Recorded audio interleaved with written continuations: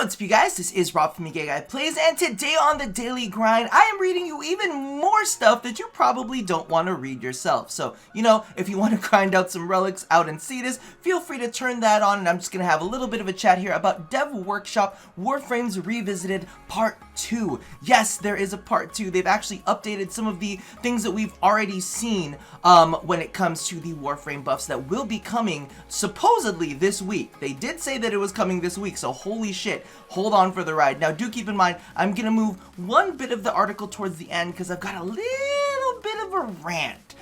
So let's begin. Hail to know everybody who read our previous thread, tuned in for the stream, and left their comments on our proposed Warframe ability changes. After having the weekend to observe player responses and read feedback, we've been trying out a few further changes and wanted to update you guys on our progress. First of all, the Warframe changes are also coming with a huge rebalancing of guns, which can be seen here. They've got the link, and I'll put the link down there as well. We expect an exciting release week as players try out the changes, rework their builds, and rediscover old favorites. To help this along, we've got some special rewards lined up. Log in within 7 days of the update for an inbox message containing 3 Forma and a 3-day affinity booster. Console players will receive the same inbox message by logging in when they get the build with aforementioned changes. After Friday's dev streams, all platforms will get a bonus gift from the Lotus Alerts with Orokin reactors. So without further ado, let's get to it. How we have iterated since the last dev workshop, find out in alphabetical order again. Except I'm gonna move some things around. So Ash, they reduced the energy cost of Bladestorm's ticks, which is really nice because I think that a lot of people were complaining about, you know, it costing too much energy. Now, me personally, I didn't find any kind of issue with it on my build, but hey, now you have a little bit more flexibility with the way that you want to build Ash. Atlas, Petrify is now a single cast instead of a channeled ability, instantly petrifying enemies in front of you regardless of level. So, I already showed this in the previous video, but I figured I would go ahead and show this again because, you know, we're talking about the article. And it's really cool because it's almost like a little bit of a camera flash that just petrifies enemies straight out of the gate, which I think is pretty goddamn dope because of the fact that it's all gonna kind of synergize with his new Rubble ability. So if you haven't seen it, they're describing it kind of like a railgun. And I do have to admit, that's kind of like exactly what's going on here. Just a quick charge up, then all of a sudden, boom, everything in front of you is CC'd. And it's nice too, because if you think about it, they were saying doesn't matter what level the enemy is, it's just frozen. So, I mean, maybe this will help with the scalability, which I'm really excited to see. Rubble now has a singular decay instead of each piece of rubble having its own set duration. Picking up more rubble delays the decay for a brief time. So my question is, how brief is the time? Because if we could just keep picking up rubble over and over and over again, maybe we can maintain a shit ton of armor. Listen, I'm trying to make it so that Atlas can like last. Listen, he looks like a boxer. He needs to Muhammad Ali that shit and go full on 10 rounds. You know, he can't be clocking out early. We need to have him up front and center for a long duration, all right? We may rebalance Orgaze for this rework as players now have significantly more ways to petrify enemies. So keep that in mind. Orgaze, for those of you guys who don't know, is one of Atlas's augments, and it allows you to pick up more loot from enemies that were petrified. So we'll see what happens with that. Moving along to Banshee, although still a singular cast allowing free movement, Resonating Quake will only hit enemies once as it expands outwards, dealing a mass of damage at once. Oh! Shit! Okay, so remember Resonating Quake had its name changed to Nuclear Quake. So now it looks like it's just gonna be a big, massive AoE. And also remember, I'm not sure if they've held true to this, but they did say that the new Quake version would actually knock all enemies down. So this could be like, think of this as a big old version of Sonic Boom, but one that deals a shit ton of damage. Well, hopefully it's a shit ton of damage if it's only going to deal a massive damage at once. Or maybe it'll just do the damage once and it'll still have that CC effect. We'll have to see because this post wasn't super clear. Chroma we're going to skip and we're actually going to move him to the end because we got to talk about some shit. Ember.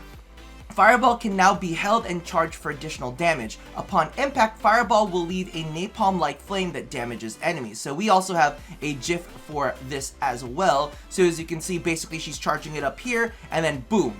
Then we've got some like night. So for those of you guys who are a fan of like Night Watch Napalm, now you've got your ability here. And I'm crossing my fingers. I'm pretty sure that they'll be doing it, but I think it would be kind of dope if you just like if you kind of like moved into a little bit of duration to your build and you just left a bunch of those in like pathing, so enemies would have to path through it, which I think is pretty sick. That would be cool just to see an Ember saying, well, I'm just gonna light up this path. If you really want to come through, you're gonna have to walk through the fires of hell to get to me.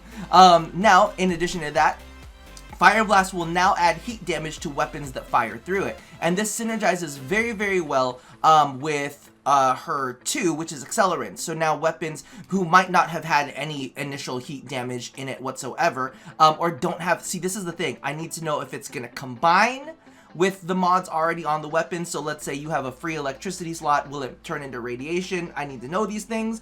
But if it just keeps the fire damage straight out of the gate, it's going to synergize really, really well with Accelerant, since Accelerant boosts up fire damage. So that's kind of like a little bit of fire damage synergy going on with the rest of her kit. I like that.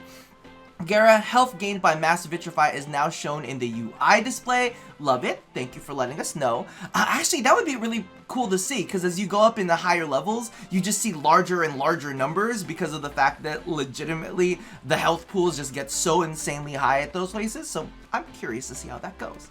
Mag, increased base energy pool from 125 for Mag and 175 for Mag Prime. So you get more energy to play around with.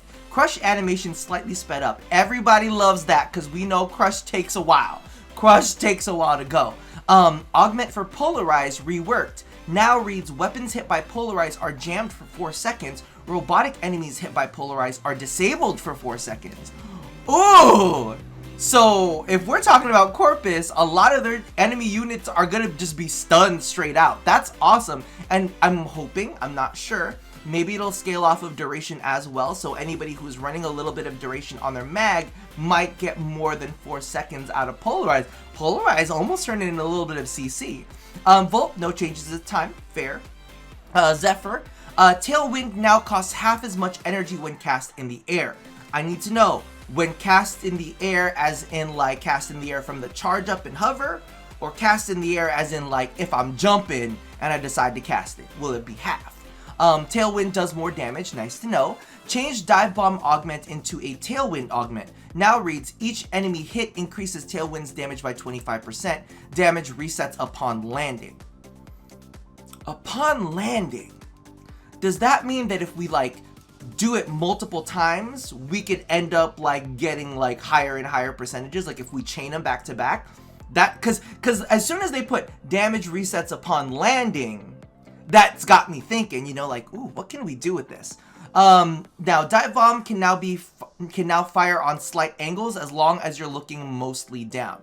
That's always nice because sometimes we're not trying to come down, sometimes we're trying to come at an enemy, you know, but if we go straight down, then that's the Dive Bomb, that's gonna fuck shit up. So it's nice to know that. Clarification, holding aim right mouse button has a greater effect on steering tornadoes. Nice. So if you really want to steer tornadoes, you do right mouse button and you steer them all the way. I don't know why I'm doing it on the screen as if you're going to see anything happen. But yeah, now you can steer them a little bit better. Kind of like the way that they did with Antimatter Drop, like they slow it down when you're right mouse buttoning. So at least this one will give you more power to steer the tornadoes. As a bonus, 2 more general changes you'll be happy to hear. Focus passives now apply immediately upon loading into a mission rather than requiring brief operator transition.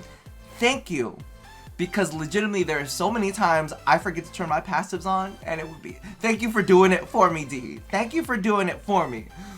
You know, I'm being thankful right now before I read you to filth in a hot second, because we got some roasting to do. When interacting with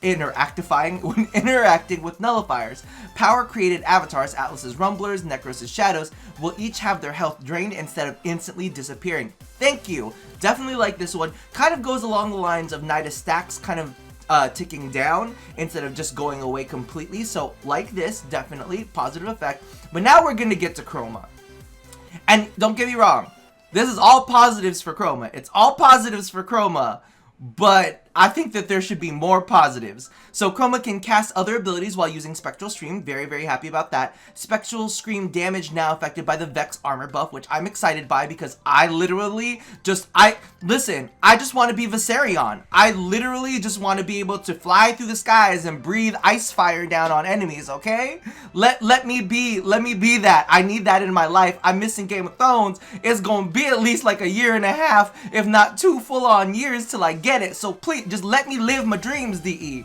Vex armor aura range increased, currently 18 meters at base range. That is a lot. 18 meters is a fucking lot. I'm telling you that right now. And I almost think that it's too much, but you know what? If you gonna buff people, go ahead and buff them. Now, the last thing that we need to talk about here, massive for Chroma players, and hopefully massive potentially for other Warframes out there, because we need to have a talk. If any listen, I don't know if y'all do watch, I don't know if this is a video that you're particularly invested in, but Vex armor can now be recast to preserve accumulated buffs. That means that, you know, all of these no-skill Chromas can continue to live on forever and ever. Which, I mean, listen, if you're into it and you just want to have a good day just beating people up, go ahead with your bad self. You get to keep all those accumulated buffs on you, but, can we talk about all of the other Warframes that can't recast their buffs? I mean, we're already here with Ashe and Zephyr. I mean, Ashe should be able to recast his smoke bomb, right? Because we want to be able to maintain that effect. See, previously to this, when I was looking at Chroma, like Loki, like Zephyr, any of those Warframes, right? Any of those Warframes who had buffs that really dramatically changed their performance, I was like, okay, well, they're on a timer, you know, they're on a timer. That's totally fine, because then we have this gap where we need to make sure to refresh them, and it kind of brings a little bit more engagement to the gameplay instead of saying, oh, well, it's about to run out, just refresh it, you know? And I figured, you know, that's kind of like DE's way of saying, well, you know, you have this really, really powerful buff, but you need to be in charge of going through and making sure you get to a safe place, recasting it, then building it back up.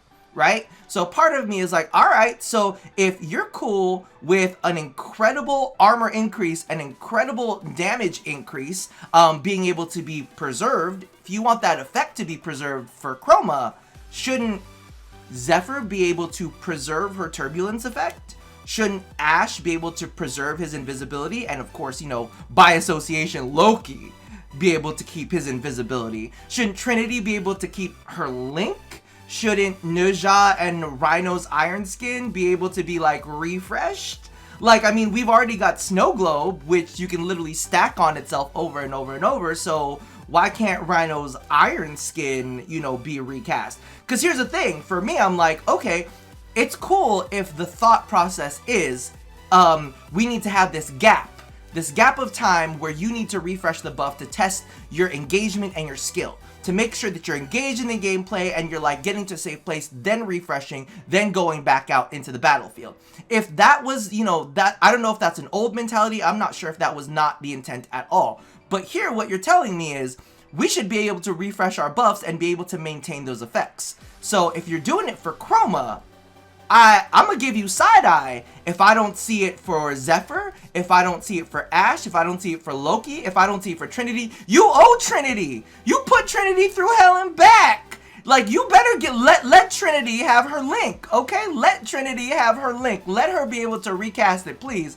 Because legitimately, some of these frame performances depend on these abilities. And if you're saying, hey, Chroma, you can keep all your strength buffs and you can keep all of your armor buffs, you can just refresh it, then please tell me that we're going to be able to do that with some of these other frames as well. I mean, you ain't playing favorites, right? I mean, you ain't being pressured, right? This is your own design mentality, right? This is what you're thinking. You want these frames to be able to maintain their effects. So all I'm saying is, if you gonna give Chroma some love, since you're already in the works, with Zephyr, since you're already in the works with Ashe, they should be getting some buffs too, right? Loki in turn, because if you give Ashe's smoke bomb refreshability, Loki's invisibility should be refreshed too, right? You owe Trinity. Trinity been through hell. you better let her have her link. So if you're gonna open up this can of worms by letting Vex armor be recast, then you know, where's the love for Rhino and Ninja? Where's the love for all of these other frames? I mean, if you think about it, you can recast Eclipse from Mirage, so why can't you recast all of these other abilities? I'm just saying.